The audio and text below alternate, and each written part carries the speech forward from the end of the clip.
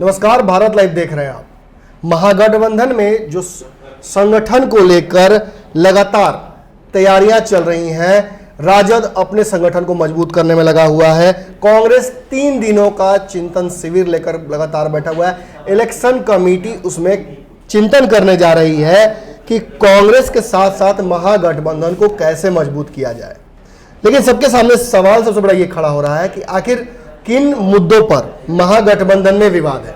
महागठबंधन के मुख्य विवाद 2 ही हैं। एक, सीटों के समीकरण को लेकर जिस तरह से जीतन राम मांझी ने मांग की है कि एक कोऑर्डिनेशन कमेटी बने जो तय करे कि सारी सीटों पर कौन कौन सी पार्टियां अपना प्रतिनिधित्व करेंगी। वहीं दूसरा बड़ा यक्ष प्रश्न है महागठबंधन के लिए, वो ये है कि तेजस्वी यादव सीएम कैंडिडेट हैं या नहीं है। अगर महागठबंधन के सारे दलों को एक एक करके चलते हैं सबके पास और जानने का प्रयास करते हैं कि इन दलों ने सीटों को लेकर क्या कहा है और तेजस्वी यादव को लेकर क्या कहा है। शुरुआत करते हैं महागठबंधन की सबसे नई पार्टी वीआईपी से। एक तरफ जहां मुकेश सहनी ने महागठबंधन में कोऑर्डिनेशन कमेटी की मांग को लेकर जीतन राम मांझी का साथ दिया है, वहीं जीतन राम मांझी के प्रेशर पॉलिटिक्स के हथकंडों से उन्होंने अपने आप को दूर कर लिया है। अगर ताजा वाकया बताएं तो महागठबंधन में जीतन राम मांझी छोड़कर ऐसे कोई व्यक्ति नहीं है जो तेजस्वी यादव से अभी फिलहाल खफा चल रहा है। मांझी जी की भी अपनी कुछ मांगे हैं, उन मांगों को लेकर ही वो महागठबंधन से अब बाहर हैं। लेकिन कांग्रेस के मार्फत से माने तो वो महागठबंधन का हिस्सा है और बहुत जल्दी महागठबंधन जैसे 2019 में गई थी चुनाव लड़ने, उसी रूपरेखा में वो फिर से एक बार चुनाव लड़ेगी।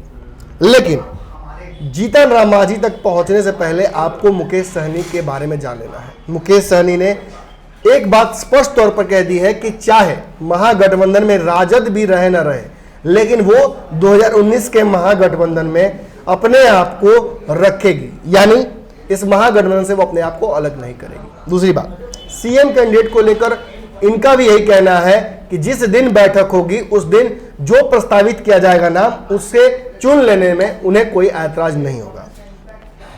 अगर बात करें आस्था की तो साफ तौर पे ये बात मुकेश सहनी ने कह दी है कि लालू प्रसाद यादव जो तय करेंगे वो मान लेने में उन्हें अक्षरशः कोई समस्या नहीं। अब आगे बढ़ते हैं, अब बात करते हैं रालोसपा की। उपेंद्र कुशवाहा ने लगातार ये प्रयास किया है कि महागठबंधन बना रहे और जिस परिस्थिति में महागठबंधन 2019 में गई थी चुनाव लड़ने, वो परिस्थितियां ही रहें। लेकिन सवाल यहां 2 खड़े होते हैं। जीतन राम मांझी के साथ उन्होंने प्रयास किया था कि महागठबंधन में सभी को सम्मान मिले, एक कोऑर्डिनेशन कमेटी बने, जिसका वादा राजद ने भी किया था। लेकिन ऐन मौके पर राजद अपने वादे से पलट गई और जीतन राम मांझी के साथ साथ उपेंद्र कुशवाहा भी, जो कि कहीं ना कहीं अच्छे थे तेजस्वी यादव के लिए, वो भी बुरे बन गए। लेकिन बाद में जब कोऑर्डिनेशन कमेटी की मांग को लेकर काफी प्रेशर बनाया गया महागठबंधन के 3 दलों के द्वारा, तब राजद ने जगदानंद सिंह को सामने करके बताया कि यही पावर ऑफ अटॉर्नी रखेंगे और यही तय करेंगे कोऑर्डिनेशन की सारी बातें। यानी राजद के प्रतिनिधि बनकर जगदानंद सिंह सामने आ गए। उपेंद्र कुशवाहा ने इस मौके को कैपिटलाइज करते हुए अपने पार्टी के 3 सदस्यीय दल बनाया और उसे कोऑर्डिनेशन के लिए भेज दिया जगदानंद सिंह के साथ में। आज की परिस्थिति यह है कि रालोसपा की सीटों को लेकर बातचीत शुरू हो गई है राजद के साथ और उसे सीएम कैंडिडेट पर सेम जैसा कि मुकेश सहनी ने कहा है उसी बात पर वो भी राजी हैं। अगर कोई भी बैठक होती है और नाम प्रस्तावित किया जाता है बड़े दलों के द्वारा, तो उन्हें उस नाम को चुनने में परहेज नहीं होगा। अब बात करते हैं जीतन राम मांझी की। ये तीसरा दल है महागठबंधन का। जीतन राम मांझी महागठबंधन से बाहर है। आज जिन परिस्थितियों में उन्होंने एक अंतिम बयान दिया है कि कांग्रेस 10 तारीख तक चाहे तो महागठबंधन में एक कमेटी बनाकर या उनके हिस्से की सीट बताकर उन्हें महागठबंधन का हिस्सा बनाए रख सकती है, वरना वो 11 तारीख को अपने दूसरे संभावनाओं को शुरू कर देंगे, एक बड़ा प्रेस कॉन्फ्रेंस करेंगे और या तो तीसरे मोर्चे के साथ या जदयू के साथ विलय करें या एनडीए का हिस्सा बनकर एनडीए में चले जाएं। इन तीनों रास्तों पर चलने के लिए वो 11 तारीख को स्वतंत्र होंगे। लेकिन सीएम कैंडिडेट को लेकर उन्हें परहेज है। उन्होंने साफ तौर पर कहा है कि ये बातें कोई पार्टी किसी पर थोप नहीं सकती है। जो दल, बड़ा दल जो सबसे ज्यादा सीटें जीत कर आएगा वो डिसाइड करेगा, वही अपना सीएम कैंडिडेट बना सकता है। लोग ये भी कहते हैं कि जीतन राम मांझी खुद को भी सीएम कैंडिडेट के तौर पर प्रोजेक्ट करना चाहते हैं। कुछ लोगों का कहना है कि वो डिप्टी सीएम पर भी राजी हो जाएंगे, लेकिन ये बातें प्रेशर पॉलिटिक्स के तहत वो कर रहे हैं कि अगर तेजस्वी पर सवाल खड़े किए जाएंगे तो तेजस्वी बैकफुट पर जाएंगे और कहीं ना कहीं इनकी बातें मान ली जाएंगी। तो ये रहा जीतन राम मांझी का महागठबंधन में फिलहाल जो उनका पूरा फलसफा है वो। अब हम आगे बढ़ते हैं, अब हम कांग्रेस की तरफ जाते हैं। कांग्रेस 2 दिनों का बैठक कर रही है बिहार में। कांग्रेस लगातार, चाहे शक्ति सिंह गोयल प्रभारी हो या राठौड़ हो, ये दोनों लोग मौजूद हैं बिहार में। कांग्रेस अपने इलेक्शन कमेटी की भी बैठक कर रही है, यानी सीटों को चिन्हित कर चुकी है और अब प्रत्याशियों को फाइनलाइज करने का शुरुआत किया जा रहा है। लेकिन आपको हमने बताया था कि राहुल गांधी और अहमद पटेल ने ये इशारा पहले ही दे दिया है कि महागठबंधन को साथ लेकर ही चलेगी कांग्रेस। और ये जो बैठक हुई है, जिसके चलते 2 दिन तक बैठकों का दौर चलेगा, इसमें भी मंथन किया जाएगा। तो मंथन केवल कांग्रेस के प्रत्याशियों पर ही नहीं होगा, बल्कि महागठबंधन के अन्य दलों पर भी होगा। और अगर कांग्रेस के मार्फत से बात करें तो आज ही राजेश राठौर जो कि प्रवक्ता हैं, उन्होंने साफ तौर पर यह बात कह दी है कि मांझी जी महागठबंधन का हिस्सा है और कांग्रेस उन्हें अपने साथ लेकर ही चलेगी। और यही बातें 2 दिन पहले आप जाते हैं तो कांग्रेस के 3 अलग अलग नेताओं की बात सुनिएगा, चाहे प्रेमचंद मिश्रा हो, मदन मोहन झा हो या अखिलेश सिंह हो। तीनों ने स्पष्ट तौर पर यह बात कह दी है कि तेजस्वी यादव या कोई भी सीएम कैंडिडेट नहीं है महागठबंधन का। ये बातें महागठबंधन के बैठक में तय की जाएंगी। हालांकि हम आपको बता दें कि ऐसा नहीं है। महागठबंधन में सबसे बड़ी पार्टी बिहार में राजद है, उसके 82 विधायक हैं और इस बात को कांग्रेस भी जानती है। लेकिन कांग्रेस आला कमान बेस्ड पार्टी है। जब तक खुद राहुल गांधी या सोनिया गांधी ये बात नहीं घोषित कर देते हैं, तब तक इन बातों पर चर्चा बिहार प्रदेश कांग्रेस कमेटी के कोई भी अध्यक्ष हो या प्रभारी हो वो नहीं करेंगे। और जिस तरह से कुछ दिनों पहले से विवाद लगातार चल रहा है कि प्रदेश कांग्रेस में अमूलचूल परिवर्तन हो सकता है, प्रदेश नेतृत्व भी बदला जा सकता है, और इन सभी सवालों को लेकर सारे नेताओं की जो आकांक्षाएं हैं, महत्वाकांक्षाएं हैं, वो बढ़ गई हैं। सभी चाहते हैं कि उन्हें प्रदेश कांग्रेस को नेतृत्व करने का मौका मिले। लेकिन इसके चलते कई बयान दिए जा रहे हैं, चाहे चिराग पासवान और रामविलास पासवान के संपर्क में रहने की बात हो जो बाद में खारिज हो गई थी, या तेजस्वी यादव को लेकर संशय खड़ा करना सीएम कैंडिडेट को लेकर उनके, ये सारे विवाद उत्पत्ति किए जा रहे हैं। यानी ये विवाद पहले से नहीं है, इन विवादों को जबरदस्ती जन्म दिया जा रहा है ताकि महागठबंधन में कांग्रेस का जो स्थिति है उसको लेकर कांग्रेस के शीर्ष नेतृत्वों को स्पष्टीकरण मांगना पड़े और बिहार प्रदेश कांग्रेस कमेटी के जो वर्तमान अध्यक्ष हैं उनसे सवाल जवाब किया जाए। सभी चाहते हैं, एक बड़ा हिस्सा है जो चाहता है कि कहीं ना कहीं प्रदेश में नेतृत्व बदले और उसकी वजह से कई लोगों के लॉटरी लगे। लेकिन कहीं ना कहीं भ्रम की स्थिति क्रिएट करने की वजह से शक्ति सिंह गोहिल ने इस बात को खंडन कर दिया है कि चिराग पासवान ने कभी ऐसा ऑफर दिया नहीं है, ना वो संपर्क में है।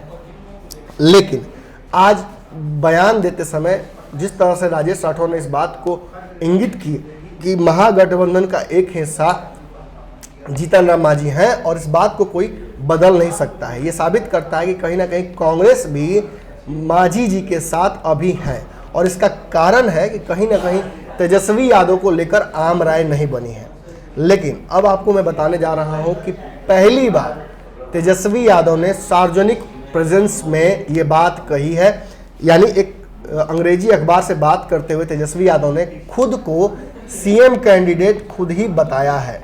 और उन्होंने क्यों बताया है, किस हवाले से बताया है, ये भी जान लीजिए।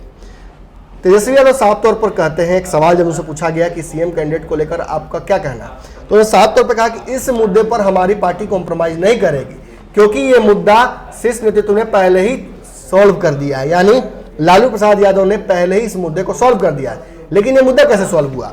2 सालों तक पार्टी ने कई अलग अलग रेजोल्यूशन पास करके तेजस्वी यादव को राजद की तरफ से सीएम का उम्मीदवार घोषित किया है और इसमें सारे कार्यकर्ता, पार्टी के पदाधिकारी, इन सभी ने अपनी हामी भरी है।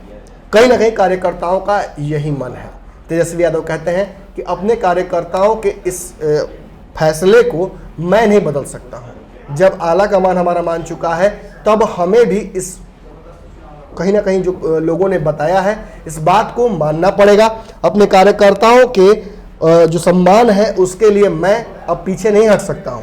और अगर कोई मुझ पर सवाल खड़े करता है कि मैं सीएम कैंडिडेट नहीं हूं तो इसके लिए उन्हें मौका मिला था। 2019 में हमने सभी को बराबर सम्मान दिया था। हमें पता था कि मांझी जी कितनी सीटों पर लड़ सकते हैं, कितना वोट बैंक है उनका, लेकिन फिर भी हमने उन्हें सम्मान इसलिए दिया क्योंकि हम जानते थे कि ये चुनाव हमारे लिए नहीं है बल्कि कांग्रेस के लिए इंपॉर्टेंट है और बाकी दलों के लिए भी अपने उनके सर्वाइवल के लिए जरूरी है। लेकिन ये चुनाव कहीं ना कहीं राजद के लिए इतना बड़ा है, ये सभी जानते हैं। 2015 में जिन परिस्थितियों में महागठबंधन बनी थी और 2017 में हमें महागठबंधन से बाहर किया गया और नीतीश कुमार ने महागठबंधन तोड़ दिया और उन परिस्थितियों के बाद जैसे चोरी से सरकार बनी बिहार में, इसका जवाब देने के लिए मुझे सीएम कैंडिडेट बनाया गया है राजद की तरफ से। और इस मुद्दे पर मैं कॉम्प्रोमाइज नहीं कर सकता हूं क्योंकि मेरी पार्टी ही कॉम्प्रोमाइज नहीं करेगी। और जो भी सवाल खड़े करने हैं इस पर, इन्हें कहीं ना कहीं तेजस्वी यादव ने अब ये स्पष्ट तौर पर अपने ही मुंह से बात कह दी है। यानी बहुत कुछ अब इसमें बोलने के लिए नहीं रह जाता है। तेजस्वी यादव से जब एक तरफ जहां सीएम के बारे में पूछा गया, वहीं ये पूछा गया कि महागठबंधन में आपके जीतन राम मांझी जी रहेंगे या नहीं रहेंगे, या है या नहीं। इस मुद्दे पर उन्होंने साफ तौर पर कह दिया कि ये जगदानंद सिंह का कार्यक्षेत्र है, इसमें मैं प्रभावित नहीं करूंगा। वो अगर तय करते हैं कि जीतन राम मांझी के साथ बैठकर कि वो महागठबंधन में रहना चाहते हैं, कितनी सीटों पर लड़ेंगे, ये तय अगर कर लेते हैं तो ठीक है, वरना जो हमारे यहाँ से इकाई तय की गई है यानी जगदानंद सिंह, वही तय करेंगे कि कौन रहेगा या कौन नहीं रहेगा। लेकिन दोस्ती रहे या दुश्मनी हो जाए, सीएम कैंडिडेट के मुद्दे पर कॉम्प्रोमाइज नहीं करेगी। वहीं अगर हम आगे बढ़ते हैं और तुमसे पूछा गया कि चिराग पासवान के आपके संपर्क में है, रामविलास पासवान से बात होने से संपर्क में रहने की बातें कही जा रही हैं, इन सारे मुद्दों पर उन्होंने साफ तौर पे एक मजे हुए पॉलिटिशियन की तरह जवाब दिया है और कहा है कि चिराग पासवान बड़े भाई की तरह हैं, उनका सम्मान वो करते हैं। रामविलास पासवान अभिभावक है, लेकिन ये मुद्दा एनडीए का है, ये मुद्दा महागठबंधन का नहीं है। जब तक उनकी तरफ से कोई भी प्रस्ताव नहीं आता है हम इस मुद्दे पर नहीं बोल सकते। मतलब साफ है। जहाँ एक तरफ सीएम कैंडिडेट को लेकर लगातार विवाद खड़े किए जा रहे थे, उस पर भी तेजस्वी यादव ने फाइनल जो लाइन है वो ड्रॉ कर दी है। और अगर बात करें अन्य विवादों की, चाहे जीतन राम मांझी का महागठबंधन से बाहर जाना हो, चिराग पासवान के आने की कवायद हो, इन सभी मुद्दों पर उन्होंने अपनी राय स्पष्टता से रख दी है।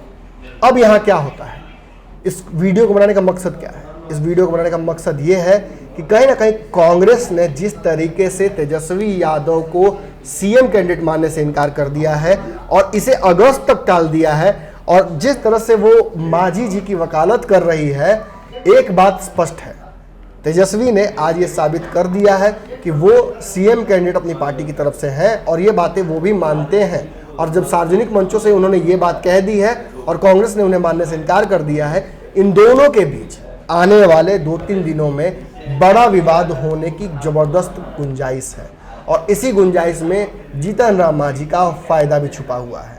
अगर कांग्रेस और राजद आपस में तलवारें खींचती हैं तो जीतन राम मांझी का महागठबंधन में कहीं ना कहीं वेलकम होना तय है, क्योंकि कहीं ना कहीं वकालत कांग्रेस उनकी कर रही है। और जिन मुद्दों पर टकराहट है महागठबंधन में, अब उन मुद्दों पर बाकी दलों ने अपने पैर पीछे कर लिए हैं और अब तेजस्वी यादव वर्सेस कांग्रेस सीएम उम्मीदवार के चेहरे पर हो गया है। अगली खबर में आपसे मुलाकात होगी, तब तक लीजिए याद। और लगातार न्यूज़ बिहार को जो खबरें डाल रही हैं, इन खबरों को प्राप्त करने के लिए आपको इस चैनल को सब्सक्राइब करना चाहिए। धन्यवाद। बढ़ाएं अपना कदम सक्सेस की ओर शिखर करियर इंस्टीट्यूट के साथ। शिखर करियर इंस्टीट्यूट पूर्वी भारत में एकमात्र कोचिंग संस्थान जो एक्सक्लूसिवली है मेडिकल एंट्रेंस एग्जाम के लिए।